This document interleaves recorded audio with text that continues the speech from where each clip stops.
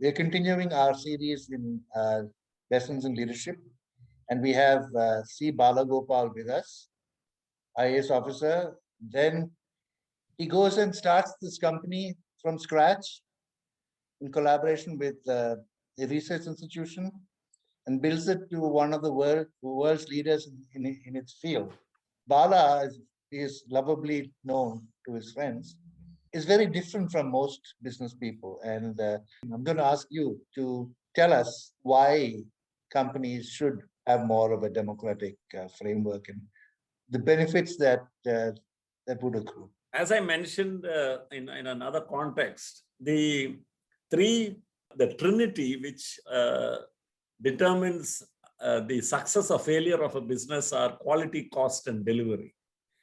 So if you're good on all those three parameters, and you have to be good on all three, you may not be equally good, but if these three are good, then you have a business. You can't go to, no buyer, no customer is going to be impressed if you put out a big hoarding saying, we have no trade union in our factory. We are a trade union free factory. Nobody is impressed by that. It is not, it doesn't mean anything to anybody outside. In fact, people will be just curious as to why are you even talking about it? Because it is so irrelevant. Now, in the Kerala context, I'm sure most of my business fellow business people will actually be astonished by this remark, because they will think that the presence of a trade union, many of them may think that the presence of a trade union has everything to do with business outcomes. Now, I think that is part of the problem. And so we need to probably examine that, see, if you have a trade union and you do not have democracy in the workplace, then you have a problem. Because if you have a trade union and they are not consulted on matters which they believe they should be consulted about, then you have a problem.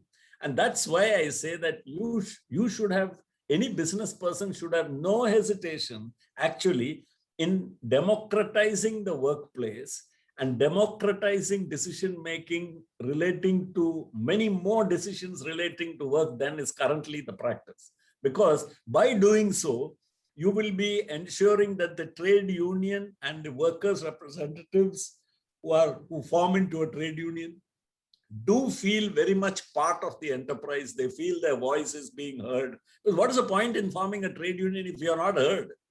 If your views are not given any importance? If all decisions in the company happen in spite of there being a trade union, then you have a problem.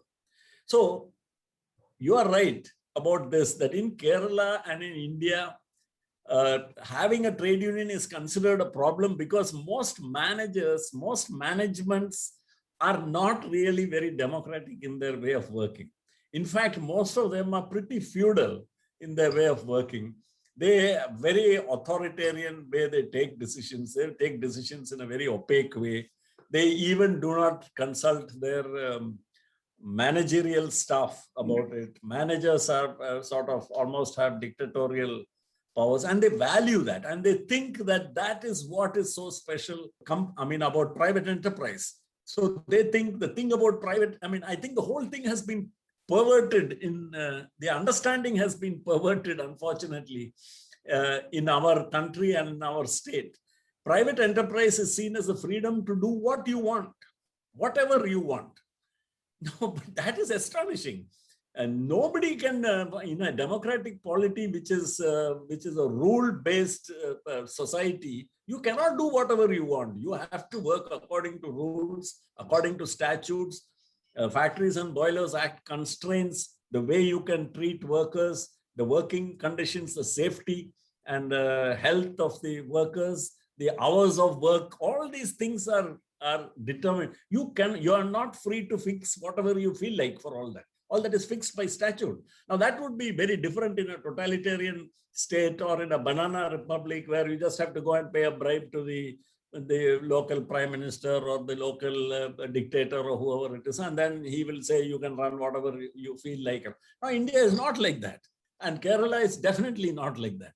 So it is very different in that sense. So my point here is, probably it is a fact that the trade union seen in conjunction with an undemocratic way of running a business enterprise is the problem. Would you say that you actually arrive at better decisions by having people weigh in on them?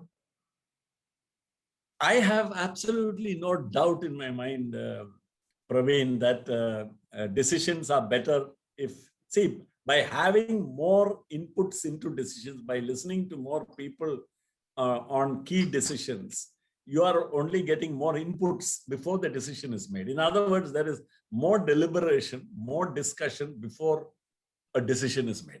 Now, I think experience everywhere is if that happens, even Daniel Kahneman and others who wrote about thinking fast and slow, they say that evolution has ingrained in us fast thinking for snap decisions. But everything is, you don't take the best decision if you take a snap decision. There are some decisions which you have to carefully think through. Like if you are selecting a strategy, you can't say that, okay, let's just do that.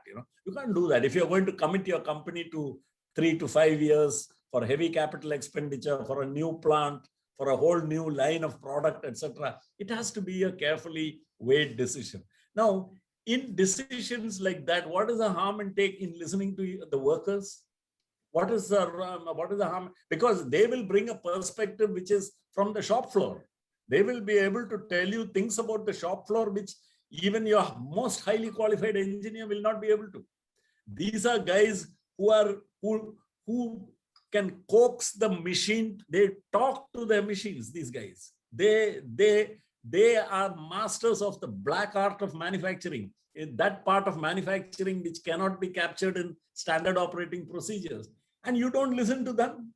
I don't understand that. We should listen to them. We should. So when I say democratize the workplace, I don't mean the hundreds of quotidian decisions which happen on the shop floor every day. Those are decisions which are taken, snap decisions which are taken by the supervisor, the team leader, the machine operator, the section head, the shift engineer. Every time he doesn't call a general body meeting and say, what should I do, and things like that.